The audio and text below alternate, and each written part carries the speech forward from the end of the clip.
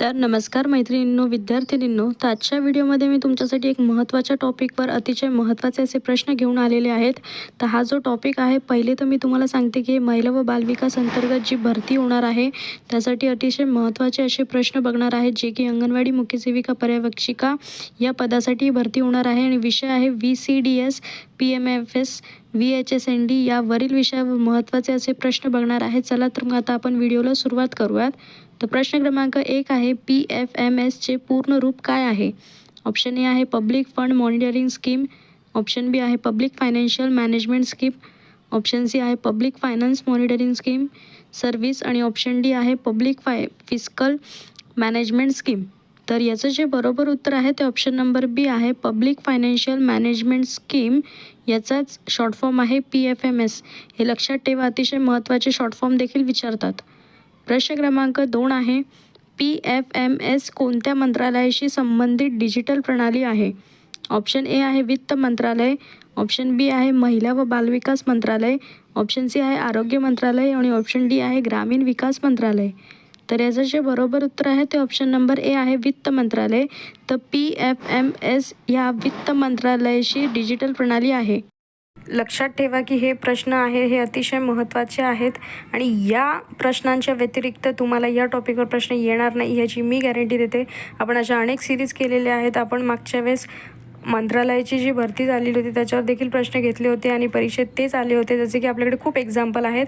आता आपण याच्यावर फोकस करूयात. तर प्रश्न क्रमांक 3 आहे, VHSNDचे पूर्ण रूप काय आहे?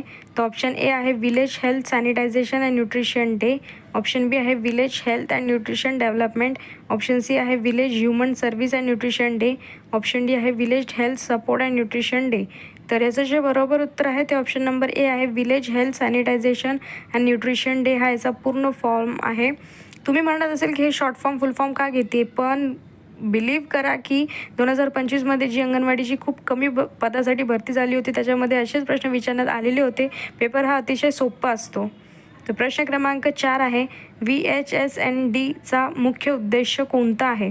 ऑप्शन ए आहे ग्रामपंचायत निवडणूक, ऑप्शन बी आहे आरोग्य स्वच्छता पोषण सेवा गाव पातळीवर उपलब्ध करून देणे, ऑप्शन सी आहे शालेय शिक्षणाचा प्रसार, ऑप्शन डी आहे कृषी प्रशिक्षण. तर बरोबर उत्तर आहे ऑप्शन नंबर बी, आरोग्य स्वच्छता व पोषण सेवा गाव पातळीवर उपलब्ध करून देणे. लक्षात ठेवा, हा याचा VHSNDचा मुख्य उद्देश आहे. प्रश्न क्रमांक 5 आहे, VCDCचा मुख्य उद्देश काय आहे? ऑप्शन ए आहे आर्थिक लेखापरीक्षण, ऑप्शन बी आहे ग्राम स्तरावर बालविकास व समुदाय सहभाग वाढविणे, ऑप्शन सी आहे कृषी विकास आणि ऑप्शन डी आहे ग्राम रोजगार योजना. तर याचं बरोबर जे उत्तर आहे ते ऑप्शन नंबर बी आहे ग्राम स्तरावर बालविकास व समुदाय सहभाग वाढविणे. हा याचा मुख्य उद्देश आहे. प्रश्न क्रमांक 6 आहे, PFMSचा ICDSमध्ये प्रमुख उपयोग कोणता आहे? ऑप्शन ए आहे लसीकरण, ऑप्शन बी आहे निधीचे डिजिटल व्यवस्थापन व DBT, ऑप्शन सी आहे शैक्षणिक मूल्यमापन, ऑप्शन डी आहे ग्रामसभा आयोजन. तर लक्षात ठेवा, PFMSचा ICDSमध्ये मुख्य उद्देश हे निधीचे डिजिटल व्यवस्थापन व डायरेक्ट बँक ट्रान्सफर DBT हा याचं बरोबर उत्तर आहे. पुढचा प्रश्न बघूयात. तर प्रश्न क्रमांक 7 आहे, VHSNDमध्ये खालीलपैकी कोणती सेवा दिली जाते? ऑप्शन ए आहे ANC तपासणी, ऑप्शन बी आहे ग्रोथ मॉनिटरिंग, ऑप्शन सी आहे लसीकरण, ऑप्शन डी आहे वरील सर्व. तर ह्याचं जे बरोबर उत्तर आहे ते ऑप्शन नंबर डी आहे वरील सर्व. तर VHSNDमध्ये ANC तपासणी, ग्रोथ मॉनिटरिंग, लसीकरण या सगळ्या सेवा पुरवल्या जातात, त्याच्यामुळे वरील सर्व उत्तर आहे. प्रश्न क्रमांक 8 आहे, VHSNDमध्ये ANM बरोबर खालीलपैकी कोणता सहभाग महत्त्वाचा असतो? ऑप्शन ए आहे अंगणवाडी सेविका, ऑप्शन बी आहे आशा ASH सेविका, ऑप्शन सी आहे मुख्य सेविका आणि ऑप्शन डी आहे वरील सर्व. तर याचं जे बरोबर उत्तर आहे ते ऑप्शन नंबर डी आहे वरील सर्व. तर अंगणवाडी सेविका, आशा सेविका, मुख्य सेविका यांचा VHSNDमध्ये ANM बरोबर सहभाग महत्त्वाचा असतो, हे लक्षात ठेवा. आणि लक्षात ठेवा, हे सगळे जे प्रश्न आहेत ना हे अतिशय महत्त्वाचे आहे आणि मी याआधीही तुम्हाला अशा अनेक योजनेंवर, कायद्यांवर, मग ते तांत्रिक प्रश्नांवर जेवढे काही महत्त्वाचे असे प्रश्न आहेत मी ऑलरेडी व्हिडिओ अपलोडेड केलेले आहे. एकदा जाऊन चॅनलला चेक करा आणि तुम्हाला वाटत असेल ना की इतके सोपे प्रश्न काय घेत आहेत, तर तुम्हाला सिलेबसमध्ये हे एवढे सोपे प्रश्न आहे, त्याच्यामुळेच लक्षात ठेवा ही महिलांसाठी 2026मध्ये अतिशय महत्त्वाची आणि सुवर्ण संधी आहे. नका गमावू या संधीला, आत्ताच अभ्यासाला लागा. तर प्रश्न क्रमांक 9 आहे, मुख्य सेविका VCDSमध्ये कोणती भूमिका बजावते? ऑप्शन ए आहे समितीला मार्गदर्शन, ऑप्शन बी आहे पोषण कार्यक्रमांचे निरीक्षण, ऑप्शन सी आहे समुदाय सहभाग वाढविणे आणि ऑप्शन डी आहे वरील सर्व. तर याचं जे बरोबर उत्तर आहे ते ऑप्शन नंबर डी आहे वरील सर्व. तर मुख्य सेविका VCDSमध्ये समितीला मार्गदर्शन, पोषण कार्यक्रमाचे निरीक्षण, समुदाय सहभाग वाढविणे या सगळ्या गोष्टी करते, ही भूमिका बजावते. पुढचा प्रश्न बघूयात. तर प्रश्न क्रमांक 10 आहे, PFMS सर्वात मोठा फायदा कोणता आहे? तर ऑप्शन ए आहे निधी वितरणातील पारदर्शकता, ऑप्शन बी आहे हवामान अंदाज, ऑप्शन सी आहे जमीन नोंदणी आणि ऑप्शन डी आहे कर संकलन. तर याचं जे बरोबर उत्तर आहे ते ऑप्शन नंबर ए आहे निधी वितरणातील पारदर्शकता. हा PFMSचा सर्वात मोठा फायदा आहे. तुम्हाला जर हे मागील वर्षांची काही प्रश्नपत्रिका पाहिजे असेल तर मागील वर्षाची तर नाही आहे, पण 2025मध्ये एकच ही अंगणवाडी सेविका झाली होती भरतीची. तर त्यासाठी तुम्हाला अतिशय महत्त्वाचे असे 2025चे प्रश्नपत्रिका मी ऑलरेडी त्याची सिरीज अपलोडेड केलेली आहे. एकदा जाऊन चॅनलला चेक करा, म्हणजे तुम्हाला कळेल की किती असे म्हणजे नाही का कसे प्रश्न येतात ते. आणि लक्षात ठेवा की मी हे नाही म्हणत आहे की खूप बंपर भरती झाली होती, पण 2025मध्ये फार कमी पदं निघले होते, पण भरती झालेली होती. त्याच्यामुळेच पेपरामध्ये असं आलेलं आहे की 18 ते 19 वर्षानंतर बंपर भरती होत आहे, मान्य आहे, पण 2025मध्ये काही कमी पदांसाठी सुद्धा भरती झालेली होती. तर त्याच्यावरनं आपण एक अंदाजा घेऊ शकतो की तुमचे प्रश्न कसे असू शकतात. तर 2025-24मध्ये जी भरती झालेली होती ती TCS अंतर्गत सरळ सेवेअंतर्गत घेतली होती, त्याच्यामुळेच मी सांगते.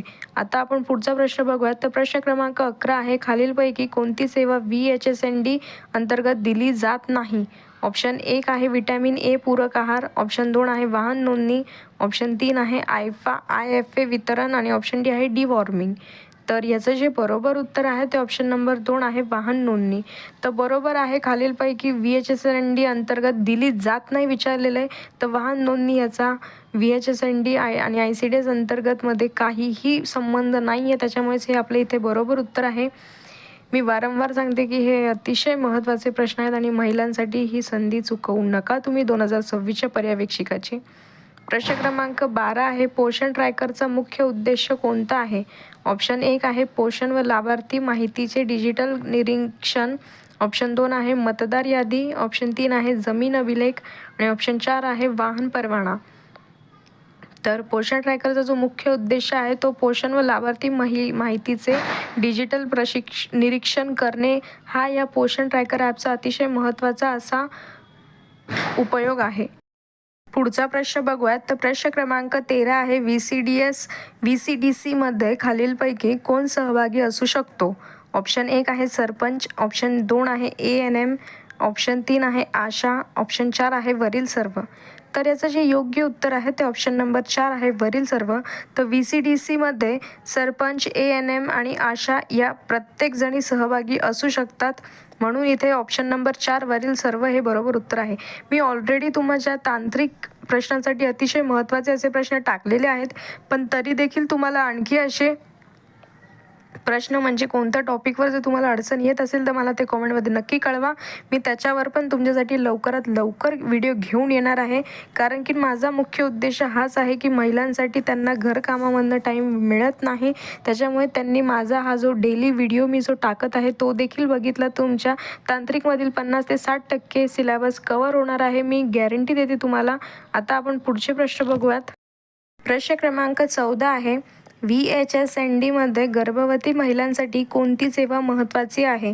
ऑप्शन ए आहे ANC तपासणी आणि ऑप्शन बी आहे मतदार नोंदणी. तर ऑब्व्हियसली इथे VHSNDमध्ये जी महिलांसाठी कोणती सेवा आहे तर ती ANC तपासणी आहे. अतिशय महत्त्वाचा आणि खूप सोपा असा प्रश्न आहे हा.